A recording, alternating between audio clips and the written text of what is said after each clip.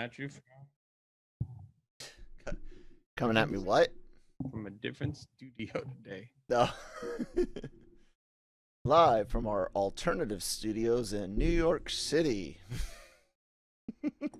Kind of, No, yeah. not yet.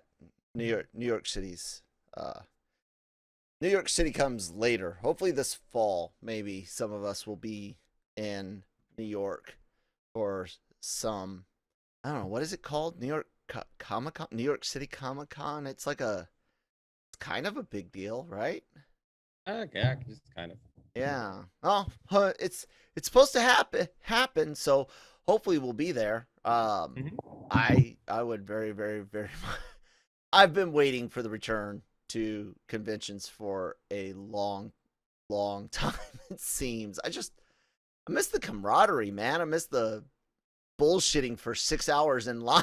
It feels like it. It feels like it's been forever, doesn't it? It does. Yeah. You know what's funny is that I noticed that the last year I started becoming a snob. Kind of. Your elitism started kicking in. Like I would be appalled if I had to wait in the line for too Oh long. God. Like, you know who I am? And it's like, and then I had to check myself a couple times. You do.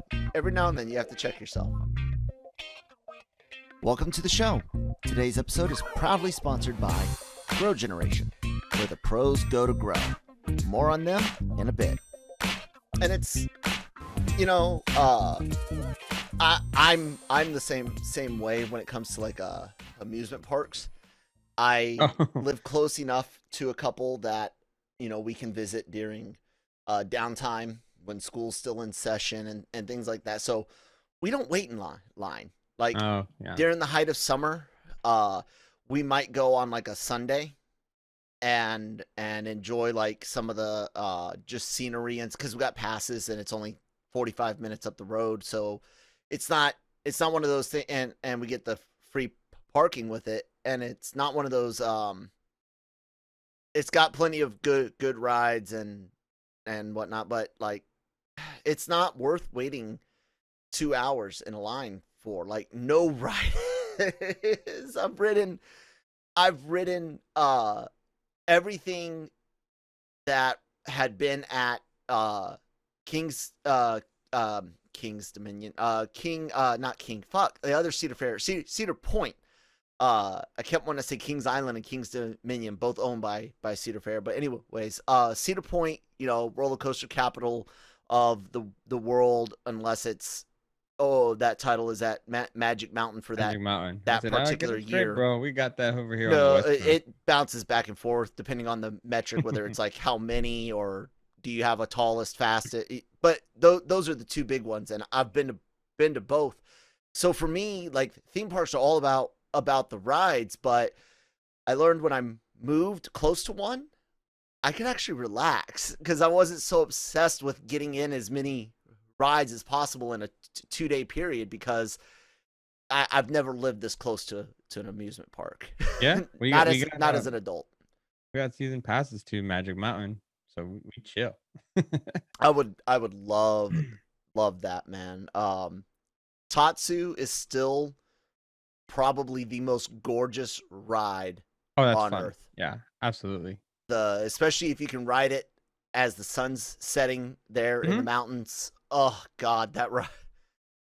I can't help but marvel at the fact of what humans do to ourselves in the name of fun. Think about. Well, I mean, X3. That's a perfect example of that, where you're sitting in a car. Did they change it to 3? I thought it was X2. Did they upgrade it again? They did upgrade it, I believe so. Let me just double check the name. I thought I've always called it X3 for a while. It became X2 when they added the fireball and the onboard music. But I haven't been there since. No, I probably I probably added another number to it just because I'm weird like that. It's all good. But yeah, I really, really find it weird because it's not just roller coasters. You strap yourself into a screaming metal death or wooden death machine, and you go on this ride that's going to go hundreds of feet tall, faster than highway speeds in the United States, and it's going to go upside down and push you through as little as negative, 1 to 2 Gs to positive 6 to 8 Gs, and then you think about haunted houses, scary movies, like adrenaline junkies, doing bungee jumping and cliff diving and skydive, like the things humans do for adrenaline rushes, man. Yeah, it is what it is, man. We sometimes we gotta go thrills, and to be honest with you, sometimes there is no better feeling than to be twisted and turned and dropped, and it's just it's one of those what do we call that? Not outer body experiences. It's a very good what do we call It's just, cinema? Cinema's supposed to be a else uh, not else world. I don't know. I It's don't know. It's a shared experience as well, because when you got a train full of people, especially like first time riders that are scared, and Mhm. you're like an enthusiast, you almost get a kick out of other people's. You almost can feed on other people's fear, like a energy vampire or something. Yeah, but It's a shared experience. It's really But cool. that's also part of it sometimes, man. Like there's like that feeling when you don't know what's coming and you're kind Hmm. of got butterflies and you're like, oh snap, like what did I do? Uh remember the first time I rode Goliath over at Six Flags and I sat in that little car and Hmm. I was like, wait, only lap bar? I thought you guys said this was the tallest one here. And it's like, and you're only giving me a lap bar? Hmm. In his little tiny car. And then it hit the hill and it hit me how high we're gonna go. I remember gasping really loud and Hmm. like I but and not because I wanted to, but like you just came out. And my buddy's like, "You all right?" And I was like, "Yeah, I'm all right." No good, man. I'm good. Yeah. I'm not scared. Yeah. I'm not. I wonder Yeah, if this will share. that You was said that was fun. Superman the Escape. No, that was Goliath. Oh, Goliath. Yeah. Okay. That's a super that was Yeah, a that's a fun. Goliath is a incredibly fun ride. And Let's see if this will actually I play. mean, if we're Yeah. gonna talk about Tatsu, let's talk about the the way up here where Yeah, I the wanted to bring. chain goes over the hill a little Hmm. bit.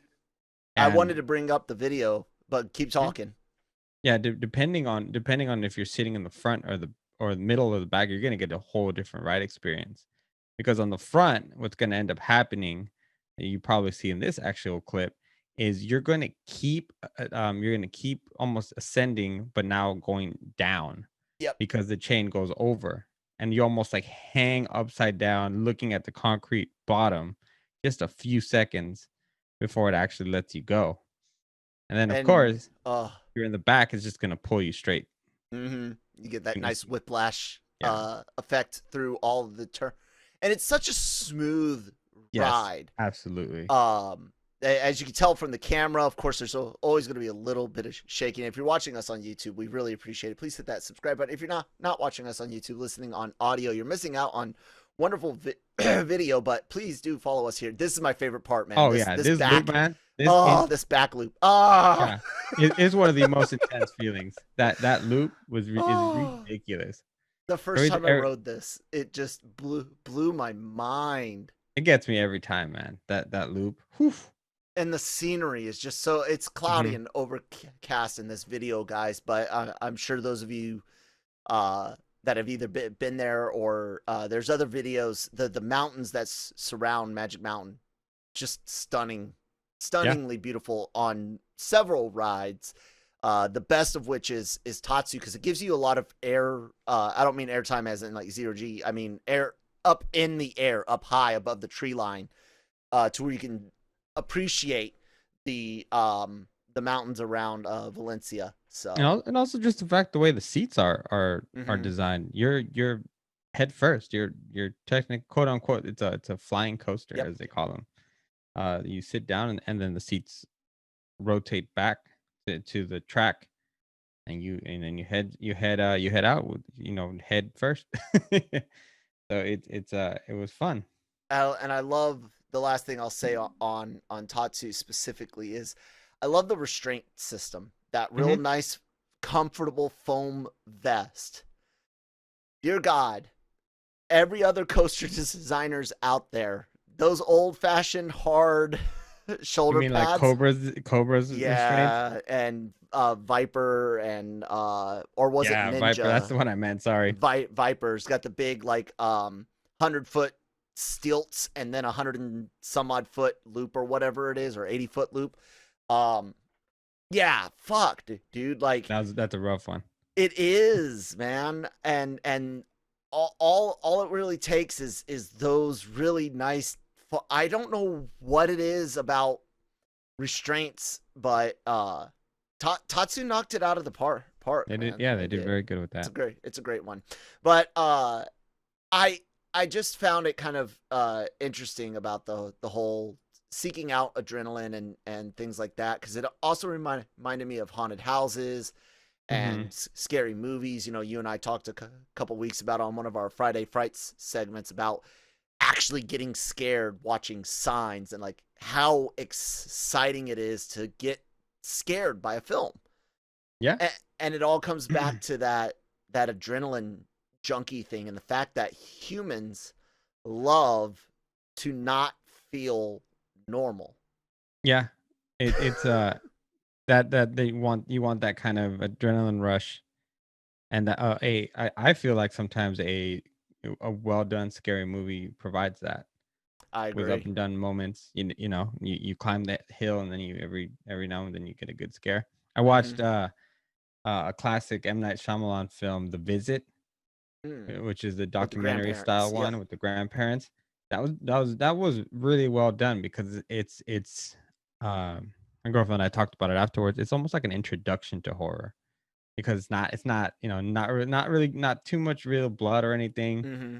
but it has kind of the introduction and moments in uncomfortable running, in possess and almost like a possession type um uh movements, and then you get an awesome twist in that one, with kind of the documentary style, but at the same time is still having um that kind of studio quality film production. It's not like s- gritty video, because it wants to be so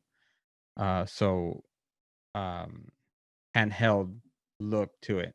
So Mm-hmm. I thought that was really good. So it's one of those movies that, if someone's trying to jump into horror, I'd probably recommend to kind of get your feet wet a little bit, get some. Oh, there's a big jump in there, man. I I had one moment, man, just got me, and then Is that's it some. is it the one where what were they under a table or in the wall or in a crawl space? I think it's like in the crawl Oh, space under in the or crawl attic. space. Is it that was that the jump that got you? No, that's Oh, not okay. actually the jump. That was uncomfortable because it was weird. And no, it's a moment actually that I saw coming Mm, 100%. And then like I don't know if it was the surprise of the moment or the surprise of the fact that it got me that yeah, even further made me jump. But yeah, it's moments like that you almost like want, and it's so weird that a moment of fear, of like panic, is something that people enjoy having yeah, in their lives. And then what do you do then? Watch another horror movie. Watch another horror movie. and exactly. then and then you graduate, all of a sudden you go into haunted houses, which I cannot do yet. I am Still still a can't do that. chicken, bro. Mm-mm. Hey, dude, But there ain't no shame. I mean, I'll poke fun of it at you, of course, but you know, no, I'm doing it's my a different my experience.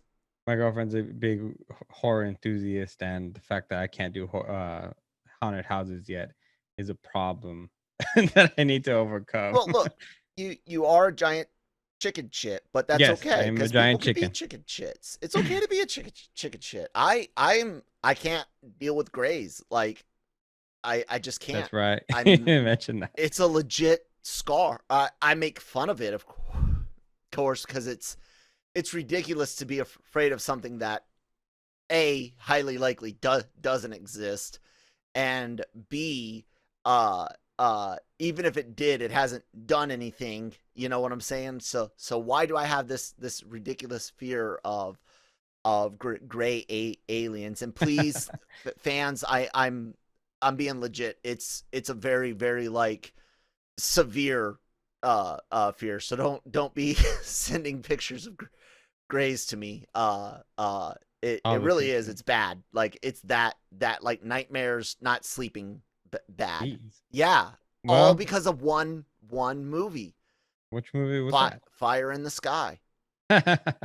Wow. that abduction based on a true story, and when you're 8 years old and you hear based on a true story, legit, it's based on the story the guy told, but you know, whether or not it actually happened is for people to, you know, debate amongst themselves. I don't think it did, but because of when I saw it and the traumatic idea that was based on somebody's, you know, true account, because when you're 8, you believe adults, right?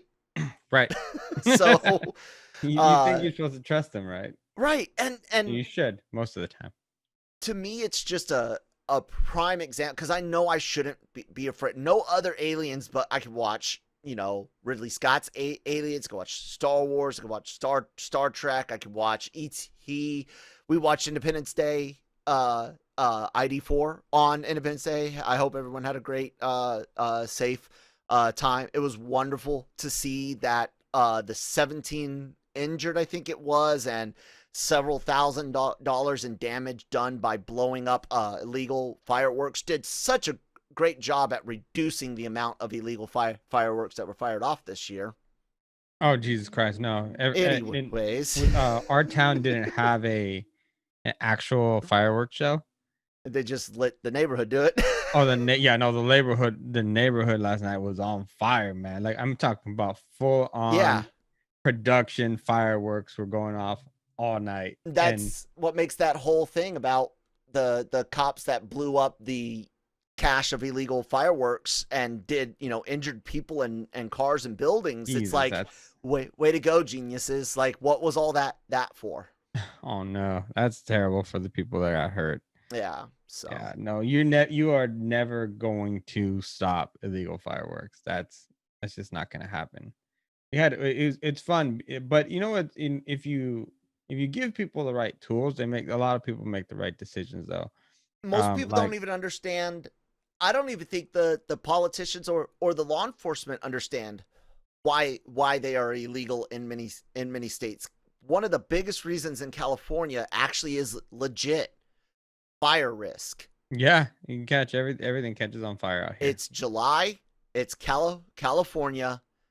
It's fireworks. So like, I get that, but also I could get where you can look at localities being able to make rules on what fireworks pose a danger for fire and which ones necessarily don't. The whole idea of like safety, that was essentially a lie when it originally came out, because fireworks have existed for centuries. But you could say, okay, maybe, but fireworks today are so regulated that really, other than stupid people making stupid choices, accidents with fireworks are really rare. So it does all come down to either one of two things.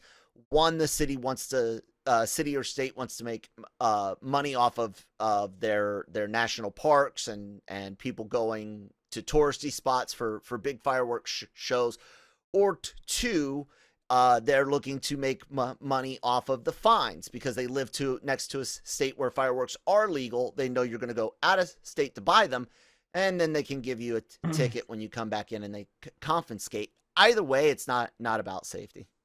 Other than, like I said, in some areas with like fire risks, which can be mitigated. And I agree. If you told people what the truth is, look, you guys can't have fireworks in this area of California because of the fire risk, but this area of California can. That actually drive up some tourism inside the state to the areas where you could get a lot of land to shoot off your own fireworks. Whatever. Dude, I know you've slowly gotten into some anime things with your daughter. Did you see the Star Wars Visions trailer? No, have not seen that. Actually, Uh, I just realized it was a thing this morning. yeah, you know what? Let's go ahead and take a word from our sponsors. We'll have a little extra time to talk on the other side of that, and then yeah, let's check out some Star Wars anime. Grow Generation, where the pros go to grow. Grow Generation offers the best deals and discounts on the best grow products on the market. Grow Generation serves customers across the nation and carries a wide inventory of renowned cultivation brands. Go to www.growgeneration.com, where the pros go to grow. Awesome. So yeah, for those of you that don't know, Star Wars Visions is a it's Star Wars anime. Now, Star Wars anime has been done both like in official and unofficial capacities. There's been a manga, Star Wars manga. There's been fan films and things like that. But I really am interested in this. Star Wars Visions is going to be an exciting anime anthology series coming to Disney Plus. I hate that he said on. I know the A is pronounced ah. It's ah, eh, e, o, u, but no one says it that way. Everyone pronounces it anime. Well, maybe he's the only one who's right, and we're all wrong. No, he was a pretty white-looking dude. It'd be like blaming him for saying Gojira. Hey, you know, I say when I'm talking usually about the old ones, I'll say Gojira just in my own mind to help, especially if I'm gonna be jumping between past and present. I do like some of the studios involved, including Studio Trigger that does the SSS Gridman and SSS Dynazenon. I like that we're getting multiple styles of anime here. We're getting some classic Astro Boy looking things. We're getting some traditional shonen looking, you know, Naruto, Dragon Ball Z style stuff. We're getting some really artistic looks. They're doing a story on Dark Side Twins. Okay. I'm interested in that. Dark Side Twins? Okay, why not? It's just the art style and the combat style. Is it going to be now more leaning towards a Japanese Yes style, which should be a cool different take on it. Mm-hmm. So for those that don't know, when lightsaber dueling was being created during the OT, they looked a lot at knights. They looked at fencing and medieval sword play. When they got to the prequels, they used a lot more stage theater with or stage sword play, if you will, stage fighting with swords, traditional theatrical sword fights, and did mix in continue to mix in some of the fencing and medieval styles, but they started adding some katana movements for some of the Jedi, depending on what Jedi you're following and whatnot. But it will be interesting to see it done, not just with that Eastern flair, but that anime Eastern flair. Because even the lightsabers look a little different. Mm-hmm. Some of them actually look like swords. I like that in their design, which makes them very unique to what we've seen before. So what'd you think? I'm very interested, just because of the fact that I don't have to deal with Luke Skywalker, and that for the moment, it seems really unique also in the art style, and now you're blending in a different, almost like a different culture take on the subject, which makes it I think very, very marketable, especially right now with how popular anime is in general. It's cool. It's different. Yeah, Studio Trigger is doing the twins, and just because of how much I like the Gridman universe anime, which Trigger does, that and the idea of Dark Side Twins, that's the one that caught my eye. Looks good. Very Yep, good. I'm down. I'm down with it. What it kind of reminded me of was something you and I've brought up before about American animation and just how stagnant the animation, not the shows. The shows can be hilarious with bland, seen it before animation. You know, I love Bob's Burgers, but I hate seeing Bob's Burgers in Central Park with animals with some honkies out in the middle of nowhere. Like, am I allowed to say? Yeah, I'm white. I can say honky. uh, but you know what I'm saying? Like all of those shows using the same animation, they could all be great shows, but you kind of get tired of looking at it. You know what I'm saying? Yeah. And even some of the actiony stuff starts getting overly simplified. You look at the current Ninja Turtles Rise. I think it's over or in its last season. Compared to the 2012 CGI and the 2005 cartoon that was on Fox Kids, I think. You look at the animation styles and you're just like, oh my God, like, are you guys just lazy? Like, is there no money? Like, holy crap. American animation just becomes stagnant and not necessarily, again, the shows or the writing, just the animation. Even But Disney. But in part of it, that's what the art style calls right now for this generation of kids. It's what's captivated them. That's why, I mean, it started with something like Teen Titans Go, Yes. and then you move on to stuff like Gumball's World, or whatever it's called, The Amazing World of The Amazing Gumball. World of Gumball, And and it is. and other shows like that where these turtles and things like that, where it's just kind of like this is good enough to entertain these kids, and this is what they want because their attention span's only so they only have for so long that your animation just kind of has to be really, what's the word I'm looking for, just almost like sharp, I guess, all the points in it, and just exaggerated a little bit, not that realism that we're used to seeing sometime in the 90s with all the shows. Right. And I get that for kids. I'm Right, yeah. 100% with you. Specifically for shows, I will say it's time for Disney to kick it up a notch again. They did in the 90s with things like Beauty and the Beast and bringing in CGI into their 2D hand-drawn animation.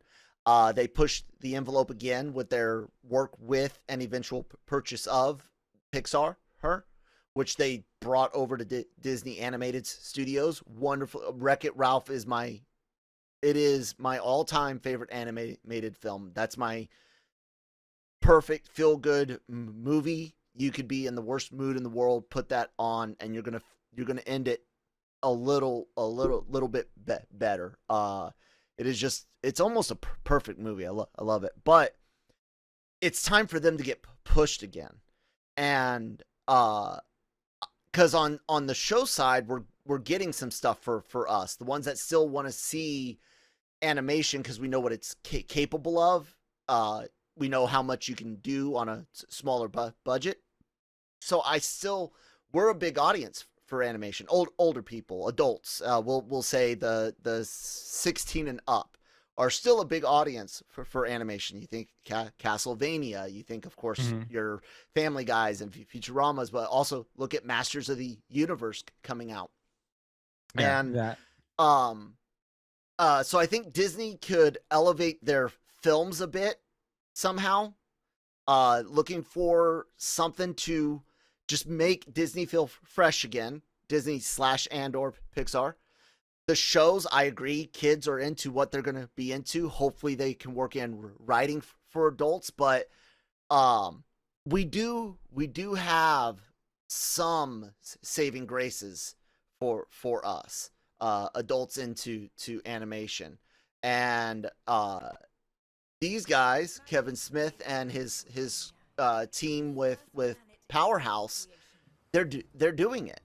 Hmm. This is first trailer from Masters of the Universe from 2 days ago, and you and I talked about the animation for these guys before. This is amazingness. Yeah, It looks 80s slash 90s, but just it looks HD, clean, a little bit cleaner. Yeah. just HD. Uh-huh. you know, and they changed up drastically from what they did with Castlevania, showing they got range, man, range. Yeah, and you can see that there's also just a little bit of anime inspiration here too. Mm-hmm. And I think that's what I was looking for in the next step in animation, Western animation, is that anime influence. The specifically in the way action is Yeah, done, and the way anime knows how to even use still frames and moving backgrounds to enhance the intensity of a fight. right. And you're Yeah, right, yeah, all the quick cuts, the zooms, all the combat is heavily anime inspired. yeah, Look at that. yeah, for this show, this looks phenomenal. I think that I wouldn't be surprised if we don't use more of it now going forward.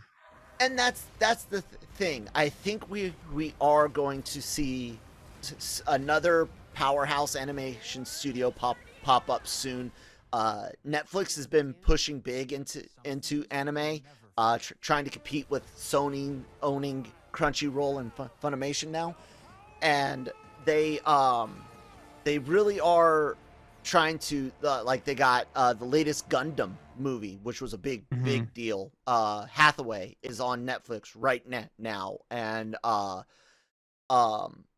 but they're also looking to do. They got their own anime producers, original anime. I know some people are like, oh, if it's not created in Japan, well, do you guys realize how many anime studios get the majority of those frames done in Korea or other countries? It's anime if it's an A anime. country doesn't make the genre. Exactly. The artist does. They may have invented it and Mhm. wholeheartedly get that respect and everything, but the great thing about a connected world is being able to take this really cool thing and this really cool thing and make a new really cool thing. So I'm excited about that too. That's kind of what I think is going to happen. I see three, not counting anime, just here in the West. I see like three main things for animation. I see a family oriented. Slowly, it might get somewhat different with your Pixar's and DreamWorks type stuff and Disney. I see TV being just what it is, bland for the adults, clones of Simpsons, Family Guy and Bob's Burgers, and for kids, clones of Star versus Forces of Evil and Teen Titans Go. Got it. But I think that Powerhouse is the key to something, man. I agree with you. It's I'm really tired of the 3D animation style, like the kind that Disney Studios is so Mm-hmm. keen on using now The for the everything. Pixar look. Yeah, and I mean same thing. That's it's kind of where it threw me off. Also, when Cartoon Network did the Green Lantern series, is I thought it was a great series, but I just hated the animation. I didn't like that style of turtles either. I don't know. It takes me out of it a little bit. They seem very. I know they're not real, but it just seems further fake to me, and it just it's something about the way it's colored. I just never liked, especially for like the Green Lantern and for the turtles. But when it's you see something like He-Man with that style of animation, the brightness of the colors and the amount of movement and emotion and just it's great stuff. And I hope that that's the direction that we headed to because of the success of Castlevania and hopefully the success of He-Man, She-Ra. Just give me more of that, and but I don't know if I'm the target audience for it. So I want it, and I'll ask for it, but at the end of the day, maybe they're not looking for my approval specifically. Yeah. More for probably for He-Man, yeah, because I mean that's really who's most excited about it is us old people. It just kind of goes to show though how much the demographics have changed. America's age demographics has got that inverted hourglass going on, where the biggest population is your adults slash middle-aged adults, you know. So your 20, or excuse me, your 30 to 45 is starting to make up the majority of the country. And what were we all into? that's all your borderline millennials and your Gen Xers and your your older millennials and your younger Gen Xers, 30 to 45. And it's just it's crazy to see how many companies get it and how many companies Disney, Lucasfilm don't. Yeah. I mean, and I would hope that the companies see the numbers and how a film like Demon Slayer did in the United States, how well the Studio Ghibli films do around the world, et cetera, and you'd start thinking, hey, you know what? Maybe there is something to this genre, and maybe we should start blending it with our Western work, which we see that it's being done a little bit, but in a broader sense to take over. That'd be great. It'd be nice to see Disney go back to that style of animation where it was more of a 2D than than what they use now, which is it's just fine. I'm not saying there's something wrong with it, but it was almost when Luca came back, it was a beautiful movie and everything, but almost the animation was almost a step back to where I thought Pixar would be going with it. Mm. And instead of elevating what they had done with films before, I feel like they went back to like The Good Dinosaur, or even further back to like a DreamWorks style. You have to really take it into a fantastical world like a Wreck-It Ralph or The Incredibles 1 with that pulpy 50s comic feel to you have to take it somewhere where the world is fantastical, not just the characters. Mhm. And otherwise, I agree. It almost feels boring. And again, just talking on the animation, not necessarily the story. Right. It kind of Mhm. just takes you. It's like it would be, I guess, the equivalent of watching a movie that just had static long shots. Mhm. Or distant shots. So they basically put the whole scene in frame. And yeah, you might get this really great engrossing story, but because you're not getting the right look, the right close up, the right cuts, you're not getting that aspect, it's not going to hit the same, and you might not enjoy it. I will say this, since we're on that idea of East influencing West, and not just influencing, but straight up bringing wonderful stories from out East to here. Is it Cans is coming up? Bell from Studio Chizu just got picked up for Cans, and to me, it's a big deal. We talked about Momoru Hosada a little bit last week. Did Mirai and was nominated for an Academy Award there. This is his next film coming out, Bell, and it looks stunning. It looks beautiful, but dude, it got into it's in that festival. You know what I'm saying? Mhm. And we know that a lot of places are looking to use that festival to drive interest and potential awards for Mhm. movies that might not have gotten looked at because of the heavy release this year. all the movies that were held back. You were the one that was talking a bit about that a week or two ago, I think. Um, I love. I gotta get this fucking soundtrack. Look at the CGI though, man. This is just so beautifully blended.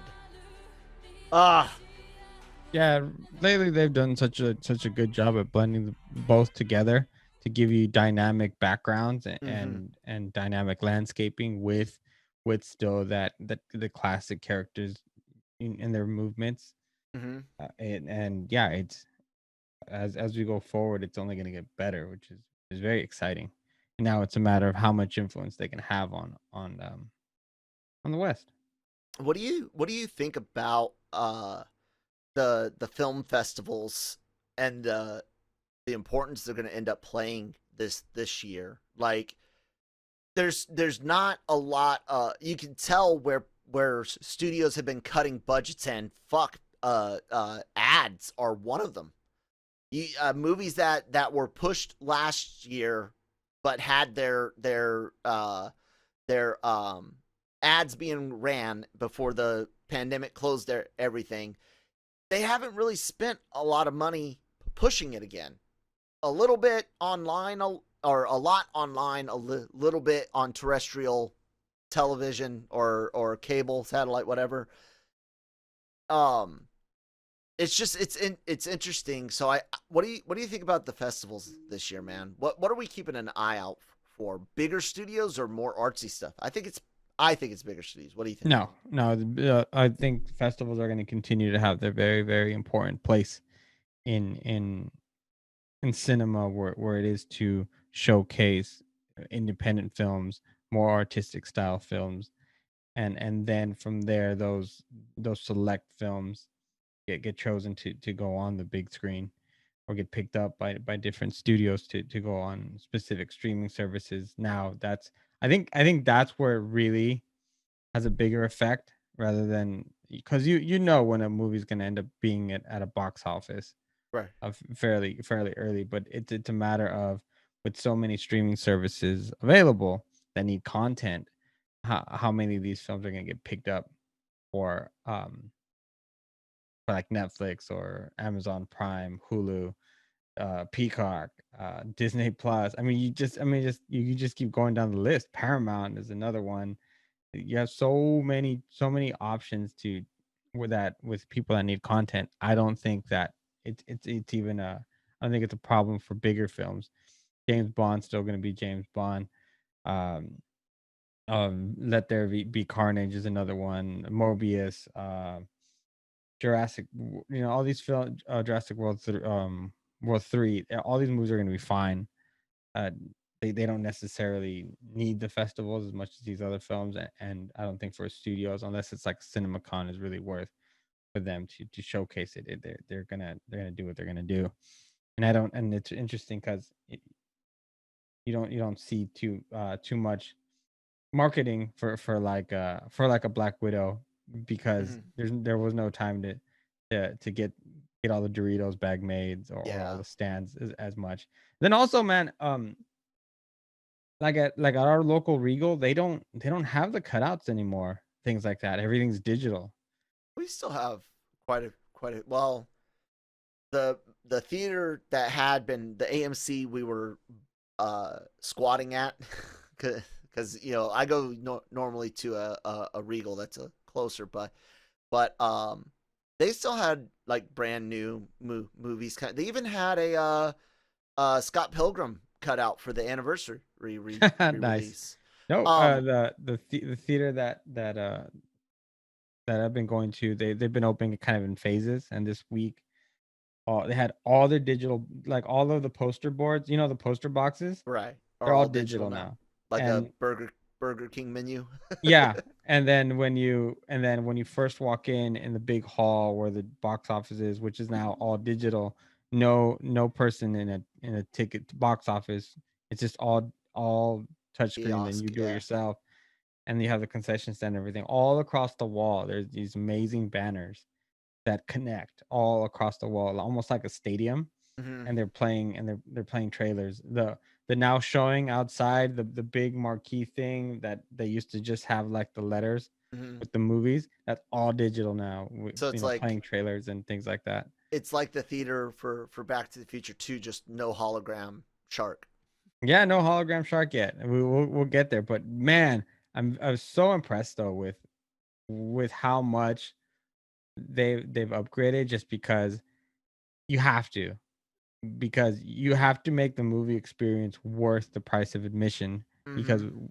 especially if like an HBO is going to be showing the movie at home, what makes this experience so unique that I need to come here? Mhm. Yeah. That's true. And I actually remember the whole reason I brought up the awards and cans. It was Brian in a conversation he and I had about Dune, because they're really afraid. They were banking on Dune making good money in a theatrical release to make sure the sequel gets made. He said he's been hearing and reading, and I don't follow up on it as much. Brian's a big Dune fan, books, series, movie. He's like all of it. He's into that. So he said he had been reading and hearing some stuff online dealing with, like, they're gonna give it a big festival push to try to get the accolades to say, hey, see, even though it didn't do great at the theaters this year, the it's definitely well loved, and people want to see the sequel, and They better be careful though, because that's what I it could was trying to backfire. ask. Yeah, it Yeah. could, because people could hate it, and if the Hmm. festivals hate it, that it's sunk. Yeah, absolutely. That's the. I mean, to give it more publicity, yeah, it can work if it's Mm-hmm. good.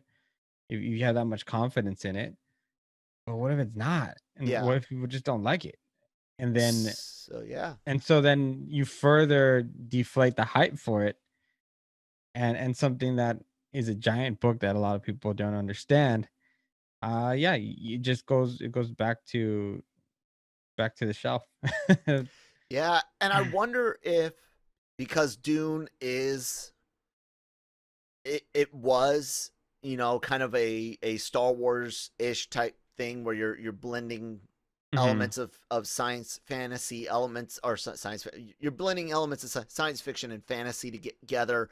You've got these classic medieval feeling this medieval feeling fantasy storyline that runs through it, but instead of it being, a mainland, some islands, it's space and planets, Yep. and with that, you can get that artistic feel for it, and that's what we think that they might be trying to bank on, is getting, hey, look, it's the sci-fi for snobs.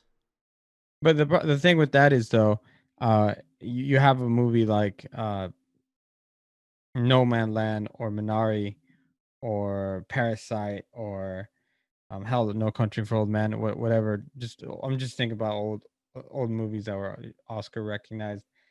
The issue is that you have a very clear human element in them, and with a sci-fi film, some of those elements are a little bit harder to convey, just because of the fact that you have to set up a world, you have to set up creatures, you have to set up certain rules of that fantasy land that you don't have to deal with in other movies. Like, a person lives in the Midwest, you have a pretty clear idea of what that is. A person Yeah. that lives on an off planet, you don't. You're completely, you know, for lack of a better term, in space.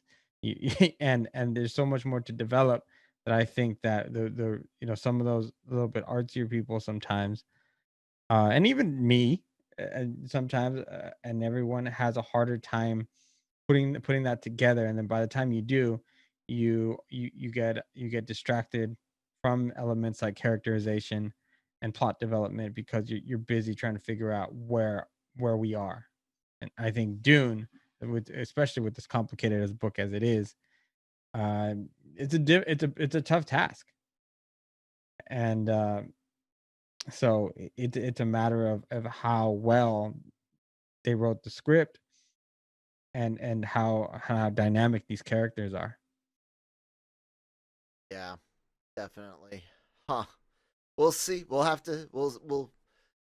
I I just It's want tough to. for sci-fi, man. Yeah, it It's just is. And I liked the Dune trailer, but I saw the original film, and I think I saw part of the miniseries on TV. One of them. I think there's been two miniseries on TV. I don't remember. That's how crazy it is. It's like when someone's like, "Have you ever seen Blade Runner?" No. Okay.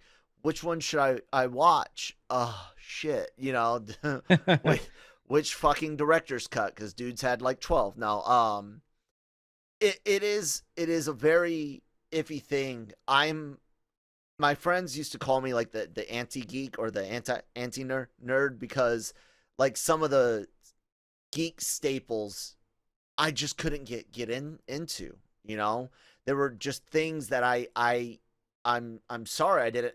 I did not like He-Man or Thundercats. What? But I fucking loved G.I. Joe, Turtles, and Ghostbusters cartoons. So it's like okay, that's also why there's so okay, many cartoons. You're not gonna be right, into all of right.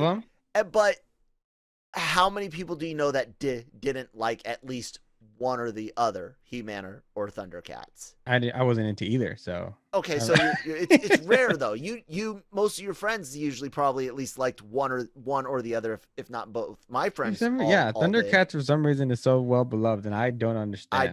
don't get it either. I can take Turtles saying tubular and cowabunga.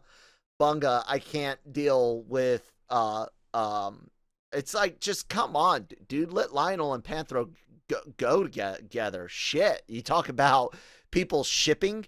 That was I don't know if the writers were doing it on purpose or not, but they shipped the fuck out of those two in that cartoon. Yeah, it's weird to see how hard it can be to get into something, and people keep making that more difficult for us these days as they pigeonhole things with too much of the real world influencing the imaginary ones. Warning to our audience: there are a lot of Spider-Man No Way Home spoilers coming out thanks to merchandise. Some of them are light, Yeah. where it's just a costume reveal. However, if you are well versed in your Spider-Man, it's a big fucking spoiler. So sorry, superhero hype, but choose better thumbnails, please. Yeah. Mm-hmm. That's the thing. If you guys are running blogs and stuff, don't put, especially toys, because toys can, for the super geeks, a toy says a lot. So yeah, please, Yeah, I please, agree. please don't do that. Put the pictures in the article down a quarter page for those of us. Give a spoiler warning. Yeah, because LRM, we've got like designated survivors, if you will, but the opposite, it's like designated sacrifices. Yeah, Cam is one of those guys that just really doesn't care for most projects, so he'll eat a lot of spoilers for a lot of things.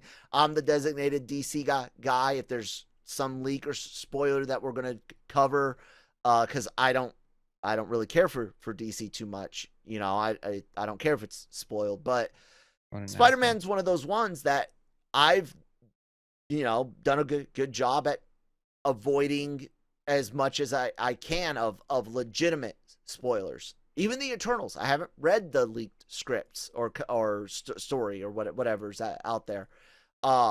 I know a lot of people say it seems spot on from the trailer, but this toy, man, I'm not even gonna bring it up. This is the same people that say Black Widow's good. But maybe, but I'm really disappointed in that, man. That toy being right there front and as soon as I saw it, I was like, well, yep, that confirms A, B, C, D. Yeah, I've given up on not knowing spoilers just because my position. Yeah. I gotta look sometimes at the back end of things or Yeah. prep for interviews or whatever. So it's just part of it. It's a first world problem. It is, So. but like I also think about the but for readers, people in general, Yeah. yeah, no, For the yeah, not fans. spoiling. Even sometimes when friends are like, "Hey, listen, I know you've seen this. Can you at least tell me if this happens or is this person in it?" I'm like, "Nope, not doing it, man. I want you to enjoy it to the max." I like that. Which takes me to a final point I wanted to make. I told you I went to the theater this weekend, right? Right. So I went to see a trailer, which was a Jurassic World Mm-hmm. preview on IMAX that was attached to Fast 9. Right. And so we watched the trailer and then we left. No, I'm just kidding. We actually stayed to watch Fast 9, full heartedly knowing the train wreck that we were going to run into. And boy, was it a train wreck. Oh God. So, and this is what's funny is because, this is why I appreciated the theater room I was in. Mm-hmm. That entire room viewed this movie as a comedy. There was many moments from the very beginning where the audience, instead of being impressed, were laughing, and through the entire movie it was laughter after moment where it just got more ridiculous and ridiculous as it went on. So And back at Fast 6, when a stunt would happen and people would go, "Woo!" This time it was just ha ha ha ha ha. yeah, well, there's two examples. There's one scene, and it's in the trailer, so it's not giving anything away. John Cena picks up Vin Diesel, drives him through the top of a door, and he doesn't move. Vin Diesel is literally a brick. No type of recoil from his head, nothing. Just wham, plows through, and the theater just was just like, "Are you kidding me?" Or there's this other part where there's a goon on a moving truck who gets hit in the back of the head by a metal street sign, one like a freeway sign. A metal one doesn't move at all. Just might as well have hit. And then the way they use magnets in the film, they decide to pick and choose when they affect certain things and when they don't. And the more they used them, and it got more and more throughout the film, just the more you rolled your eyes at it. Wow. So, Isn't it crazy how we're willing to suspend belief for them to be a international car thieving thing, but we're not going to suspend the belief for the magnets and stuff. but the thing is, they've always kind of flirted with that line, and you're just kind of like, yeah, it's a movie. We're gonna deal with it, right? But this one, I called that it became a parody of itself. Like it if you had a drink for every time they said the word family, you'd be at the end of Fast 9, you wouldn't be able to drive home. You may even fight somebody. Oh God. And then you saw the twist coming with John Cena, because you know the layout of how the movie's gonna go. Yeah. And also, I was very upset when they revealed Han in the film, because it further upset me about the trailer, which is, you should have just let me enjoy that damn moment in the film in the theater. It was a decent moment, and I was like, man, like, you guys in your trailer editing, you guys are the same people that probably did Batman v Superman, where you just decided to give me the whole thing Yeah. instead of letting me enjoy the film, Not because enjoy it's it, but moments enjoy like that can almost change your opinion in a movie. It's like, whoa, I didn't see that one coming or whatever. Yeah. No, this is Fast 9 seems like it's now turning to where, yeah, this franchise is gonna die soon. And you know what it's gonna, and if it keeps going, do you know what it's gonna become? Sharknado. Sharknado. Where people keep watching because of how bad it is. And so, yeah, man, just bad. And then I think what also was laughable that people took in the film is Tyrese spent the entire film talking about how they're invincible, and how many adventures they've gone on and nothing has happened to them, and in his own way, of course, being comical and everything, but like, hey guys, like it's almost like we're superheroes, like we never die and blah blah blah, and I'm like, oh, you guys are just like buying into your own. I don't understand. And then there's a whole point where Ludacris is trying to calm him down with with saying that there's nothing more important than physics and numbers and and the fact that it's going to work because the math is right and blah blah blah. And I'm like, none of this movie goes with what that says. So can you not? Let's cut that part out of the film because it makes no because you're further making this movie worse. Yeah. What'd you think Mm, of the Jurassic World trailer?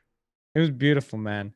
They spend just a few minutes, millions of years back, just in the world of dinosaurs, and then we travel to a modern day post Lost was Kingdom. Lost Kingdom, and at a drive-in. And what are they chasing down? A T-Rex. And what shows up at the drive-in? The The T-Rex. T-Rex. And yeah, that's I mean, for any film in Jurassic Park, all I need is a damn T-Rex, and I'm happy. I don't need an Indominus Rex. Just give me the damn T-Rex, and we're good. It's just funny how simple that is, but it looks like it looks like it's going to be pretty good. I like the idea now better of the dinosaurs interacting with the real world, kind of like they did in Yeah, Lost World. It but just more deeper yeah, dive. we need that a little bit. So um, I have faith in Colin Trevorrow, so we'll see what happens. But that's next summer, man. I know. Like keeps getting pushed back. And then yes, and then the other dope trailer I saw again. And another movie that kept getting pushed back is the James Bond trailer, man. Still ready for that. Like, can we just get it already? But no, October. At least that one's a little closer. Yep. Well, we shall see. I don't know whenever the IMAX footage will hit the interwebs, but uh, hopefully someday soon. I don't know. I try to look it up, and all I see is the like really short clip where you just see some dinosaurs. Mm-hmm. That's it. But anyways, thank you guys so much for joining us today. It is the Daily Cup of Genre. We do this every Monday through Friday, Manny and myself. If you are on audio, sorry, we've been doing the show for a while. I am trying to work back in to remember to introduce ourselves at the beginning of the segment instead of just going with it. But we do have the videos up on our YouTube channel, so please subscribe there. Watch us there. We do a live broadcast on Thursdays. Sorry about last week, guys. Personal, and technical storm all just it made Wednesday, Thursday, and Friday rough. But hey, we're back at it this week. We're going to have our Anime-Versal Reviews up. We're going to have the Cantina as normal. Marvel Multiverse Mondays is making up for Loki Thursdays today, so look out for that, as well as covering this week's Loki episode. And next week on Monday, look for Marvel Multiverse Mondays review on Black Widow. Lots of really cool stuff available, all for free. There's no Patreon, nothing like that. And cursing included. That's right. We are shooting ourselves in the foot by not editing these things out and trying to get that sweet ad revenue. So we really need as many of you guys out there to subscribe and share us with your families. So that way we get a little bit of money and can occasionally feed ourselves. Nah. Manny, what do we got coming up on the interview side, man? Yeah, everything coming up. Continuous coverage on shows like Lego Masters and Spanish films. We have one Cuartito which got pushed back. Lots of trailers these last few days, man. That we've been working with.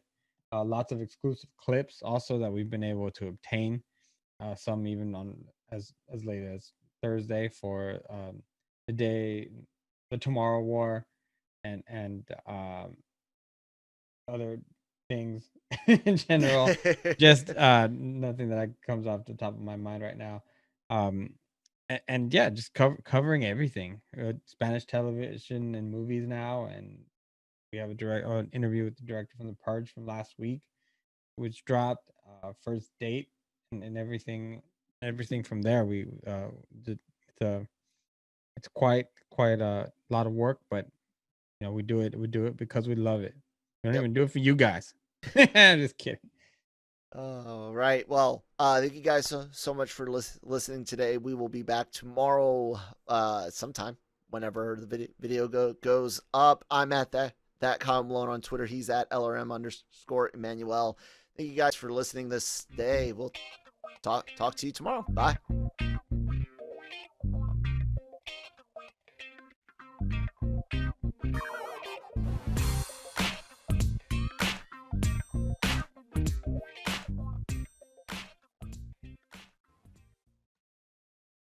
Cool.